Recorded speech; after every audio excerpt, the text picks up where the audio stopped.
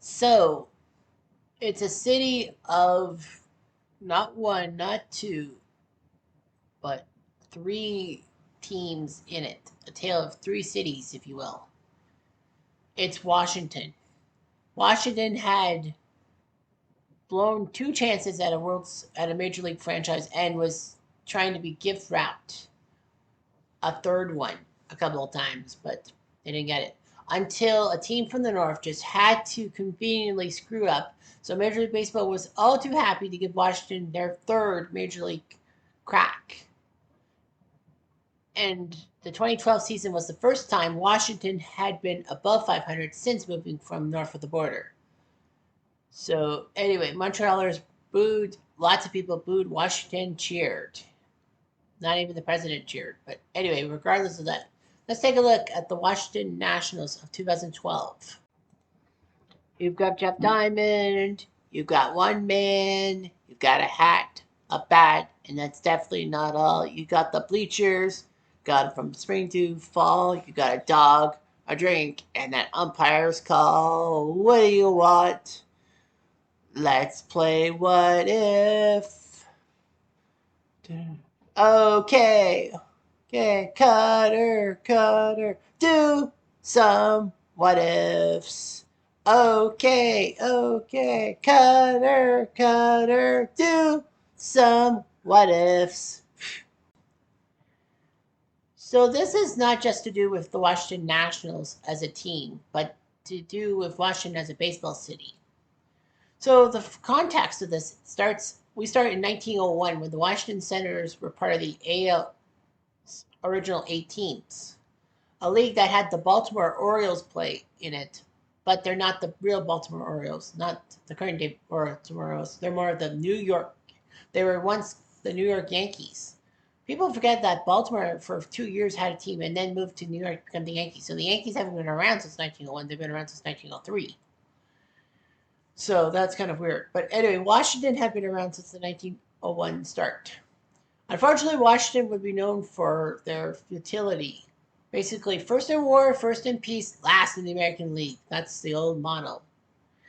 So, Washington did have a few World Series titles to their name, especially in 1924, over 100 years ago. But the fact of the matter is that their teams would basically suck. It was unfair to Walter Johnson, one of the greatest pitchers of the 1910s and 20s, that he had to play on such a sad sack team as the Washington Senators. So Washington would struggle throughout, and basically the Griffin family bought the Washington team and decided to get rid of it and move it to Minneapolis, where there's big stadium, Metropolitan Stadium, used for AAA, but they could use it for Major League Baseball. And use it, they decided to say, hey, let's do Major League Baseball. So Minnesota got themselves the team for 1961.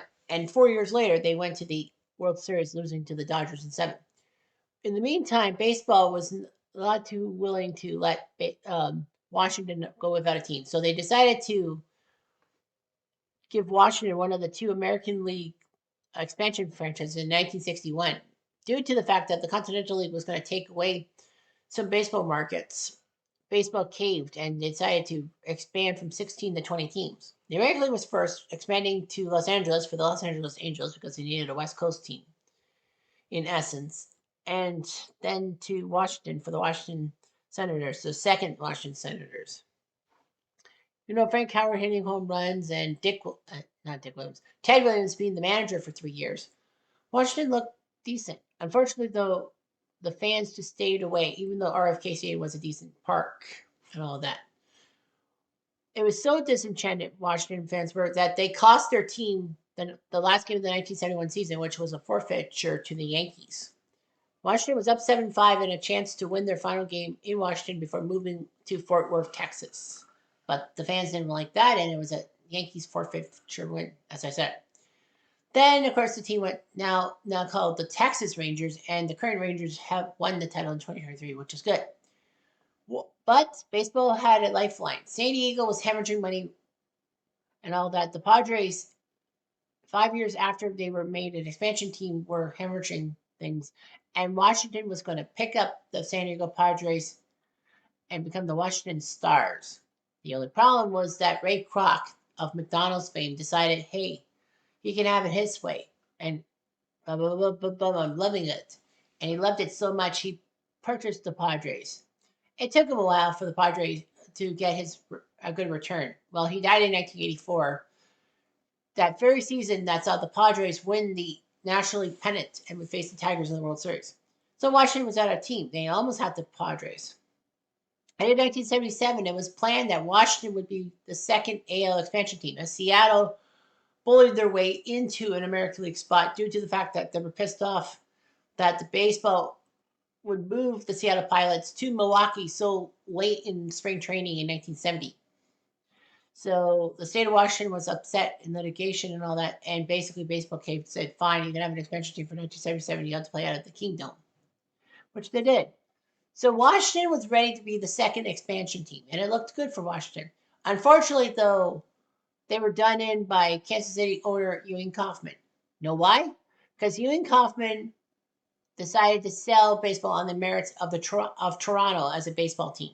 They had a good International League or AAA team for many years, and baseball was big in Canada. I mean, Montreal was making things happen, and it also helped that Ewing's wife Muriel was a Torontonian and sold her husband on baseball's merits north of the border. And Toronto, a year after they got rejected as being the Toronto Giants and taking care of San Francisco's team, got the AO expansion team, leaving Washington in the cold for so many years.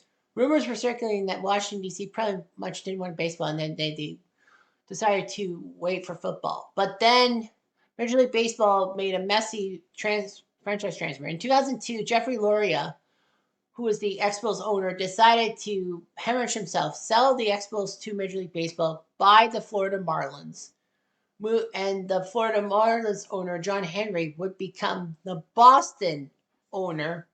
And that actually worked out great for John Henry because it gave him the 2004 World Series, whereas Jeffrey Lurie got the 2003 World Series. And Major League Baseball ran the Expos into the ground for the last 2 years. They couldn't allow the Expos to just add a few players on the September 1st deadline because of the September call-ups. That could have helped the Expos maybe make the wild card.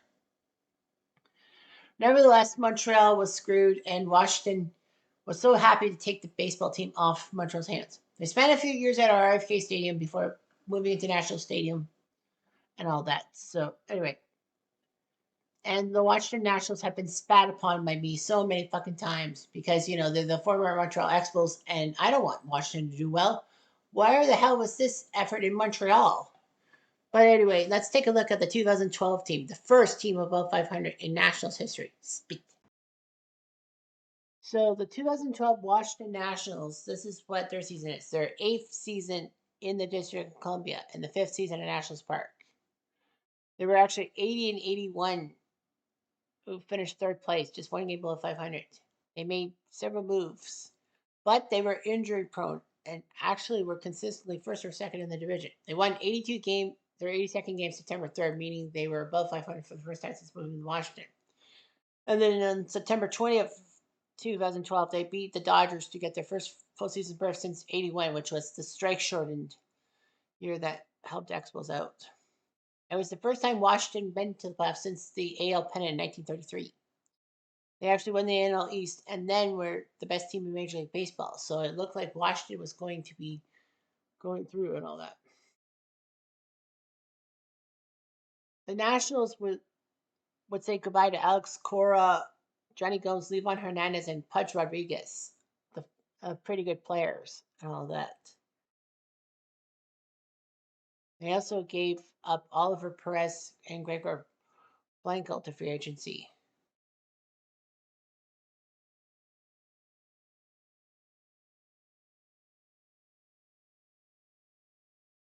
The Nationals made some big moves, trading away Brad Peacock and Tommy Malone, and then a couple of minor league prospects, Derek Norris and AJ Cole to Oakland for Gio Gonzalez and another Oakland prospect. Mike Cameron signed December 2011, but then decided to retire before the season started for Washington. So they actually signed Jason Michaels to a big deal December 11th. They released him and then re-signed him to a new contract later on. They signed Chad Tracy and Mark DeRosa, as well as Andres Blanco, although they later released him. And he even signed Brad Litch, who in 2008 helped the Phillies win the World Series based on his 58, what is it, 58 for 58 save thing. Duke was signed. So anyway,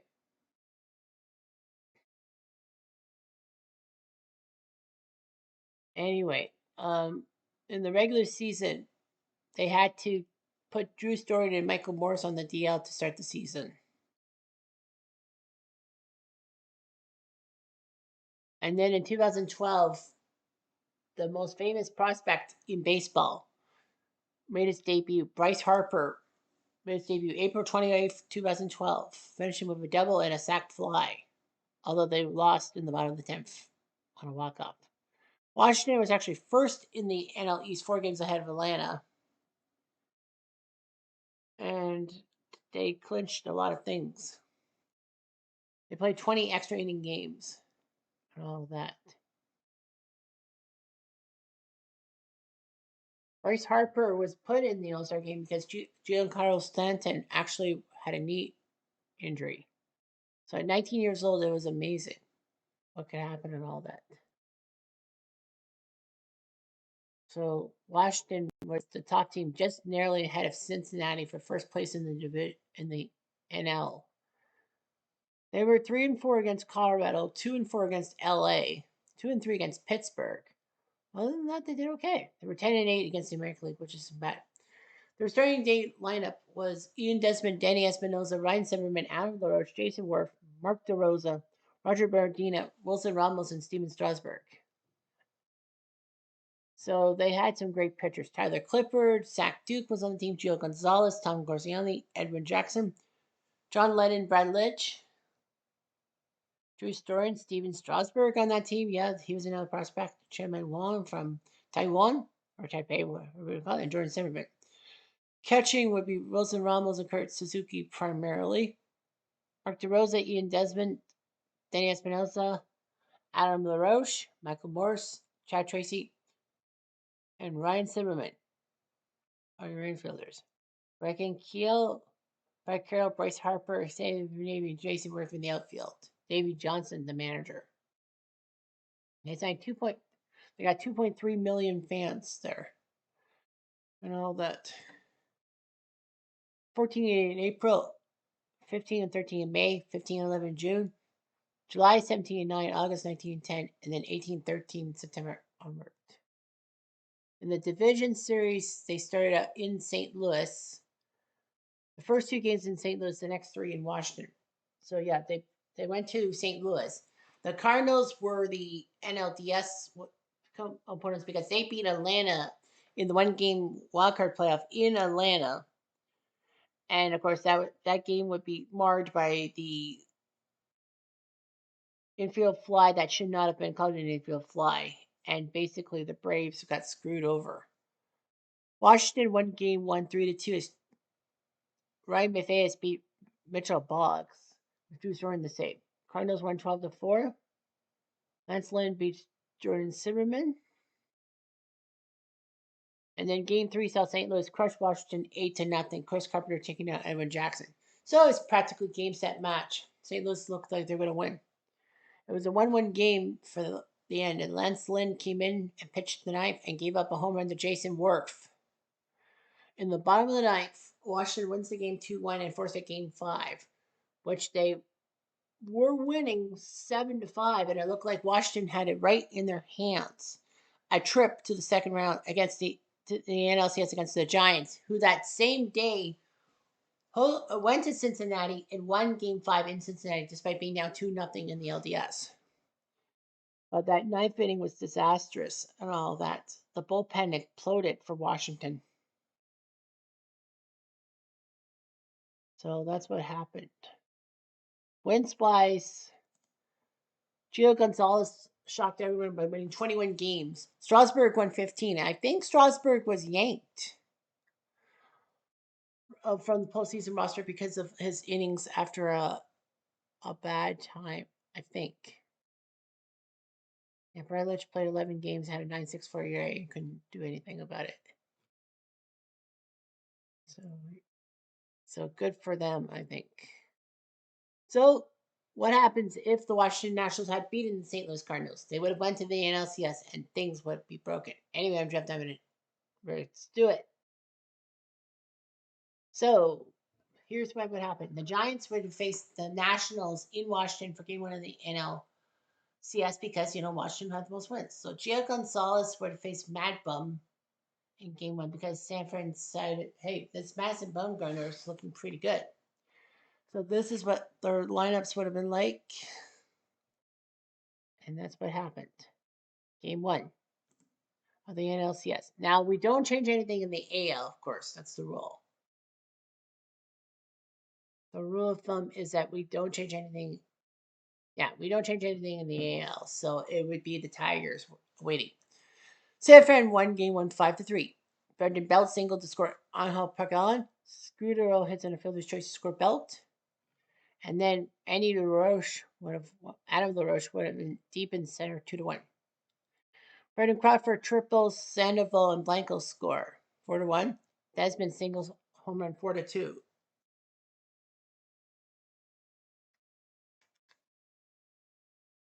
And then Buster Posey singles to score Belt 5-2. Michael Morse singles to score Ryan Silverman 5-3. And then the bottom of the ninth, Casilla came in for the save, got Silverman, Harper, and Morse out. Gio went 5 2/3, Stammen 2 1/3, Ryan Mateus 1. Mad Bum went 8 innings for the win, Casilla for the save. So Jordan Silverman started game 2 against Tim Lincecum. And in the 11th, the Giants lost. So Washington split it. The first two games. Bryce Harper misplays a drive, and Scudero gets a two-base error to make it 2-0. 1-0 on opposing score, and Blanco scored Cabrera and Scudero. In the bottom of the second, Flores singles to score Silverman and Harper. Espinosa singles to score Worth. Desmond walks for Flores. Worth grounds out for Harper. And Silverman singles for Worth.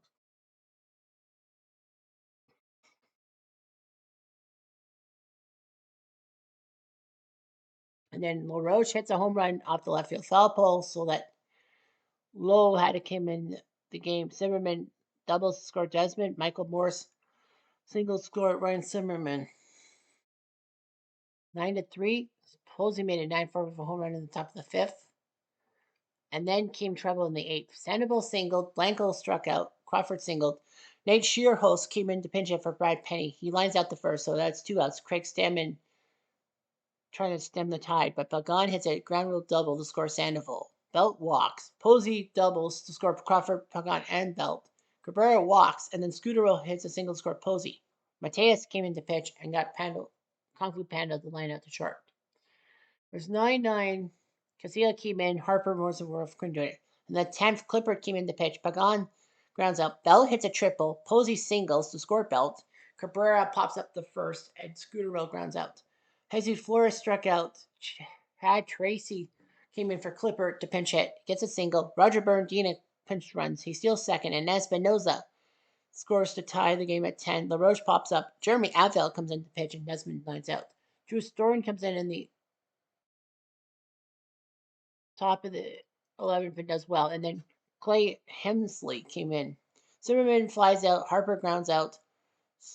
Morse gets a single. And then Worth hits a double. Crawford tries a good relay, though, but Michael Morse scores to make it 11-10 and series tied 1-1.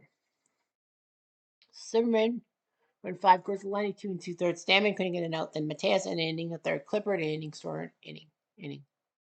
Tim Lincecum 3 innings. Shane Lowe 2 innings. George Contos, Brad Penny, Sergio Romo for Casilla, Abel, and Clay Hensley doing his job. So we go to San Francisco for game number 3. And Matt Cain comes into the play. Matt Cain comes in to face Gio.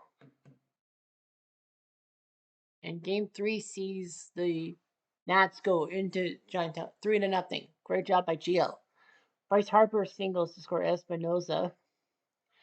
Jesus Flores makes it 2-0 with a home run, and Al LaRoche gets a bases loaded walk off of Hensley. Clipper came in to pitch the bottom of the ninth. Nady came in to pinch hit, but popped up. Pagan strikes out, and so does Belt. Kane 7 innings. Sergio Romo pitched the 8th. Adfeld and Hensley pitched the 9th. Gio goes 8 innings, only giving up 2 hits, 1 to Scooter Earl, 1 to Sandoval. Clipper at the save, so it's 2-1. San Francisco goes with a 4-man rotation, which means that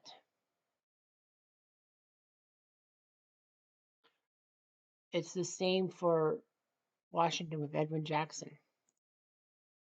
And in the end, the Giants win 5-3, the fourth game, at least a game 6. Morse hits a home run. Michael Cabrera hit a 2-run drive to right field to make it 2-1. And then Kung Fu Panda got a 3-run home run to make it 5-1. It was pretty much game set match. But then Washington scored 2 runs. Adfeld came in to pitch. Worth gets a single to score Zimmerman. Flores singles to score Morse. Chad Tracy comes in to pinch hit. Clay Hensley decides to pitch. Washington, they had Santiago Casilla. Espinosa strikes out. LaRoche walks. Desmond hits the fielder short. Zimmerman walks. Lowe comes in for the third out and gets Harper to pop up. I'm surprised that they didn't let Casilla finish. There were 6 pitchers. Cito, Romo, Adfeld, Hensley, Casilla, and then Shane Lowe for the save. Why? Edwin Jackson, 6 innings, couldn't do anything. Stammen and Mateus. So it's 2-2. Game 5, of course, is Zimmerman, right? Here goes Strasburg. I think it's Zimmerman. Yeah, Zimmerman versus Mad Bum. And game 5 sees the Giants win. They go back to Washington up 3-2. Scooterville singles to score Posey. Sandoval singles to score Cabrera. Harper hits a home run down the left field line. Mad Bum even hit one out of the park. LaRoche gets a single to score Espinosa, and then Ryan Zimmerman makes it 4-3. Pagan gets a 2 RBI double score Sandoval and Blanco. And then Desmond singles to score Espinosa. Then Romo comes in to pitch. But in the bottom of the 7th, Stammen came in. Nady comes in to pinch hit for Romo. He hits a double. Pagan grounds out. Belt walks. Posey doubles to score 80. Cabrera grounds out the second. Scooter walks. Sandoval takes a bases loaded walk. Blanco gets a single to score Posey and Scooter. Mateus comes in to pitch. And then 1 more run, but that's it. 10-5. Mad Bum 6 2/3. Romo gets the last out. Jeremy Outfield gets 2.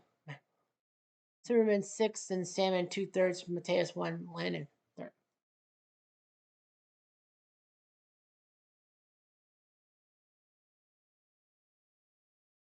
So Washington's down 3-2.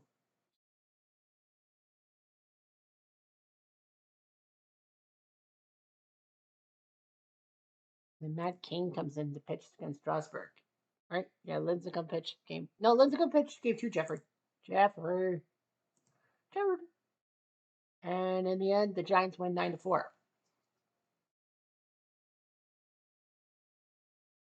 So LaRoche gets an RBI single score on Espinosa.